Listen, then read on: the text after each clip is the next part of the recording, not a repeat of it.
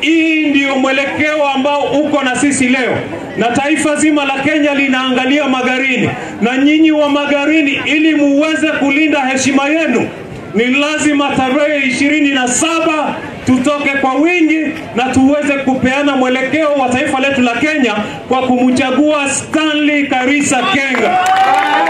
Wakizunguka wanasema nini? Ati muda ni mfupi. Wanasema wasemi kwamba muda ni mfupi ndio tuteseke jameni, kwamba muda ni mfupi ndio vijana wetu wakose kazi, kwamba muda ni mfupi ndio tusisuluhishe mashamba. Ni lazima tuwapeleke nyumbani. Mimi nimekuwa hiyo bunge hiyo miaka yote na sijasikia huyu mbunge wenu ambaye aliiba kura akiwatetea nyinyi pale bungeni. Mkimtuma huyu Stanley Kenga, si yeye ataweza kuwatetea? Chunge kura zenu. Hawa watu wamesema wataiba kura, na wale ambao wako kwa broad based government ni hiyo serikali ya kukula mkate, wanakula wale wakubwa huko juu. Nyinyi mnaona hiyo mkate?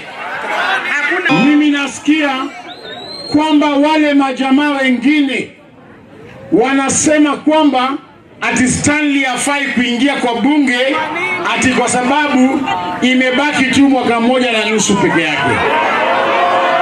Mimi ningependa kuuliza huyo mzee wenyu anaitwa mzee Kobe, sio Kombe, mzee Kobe.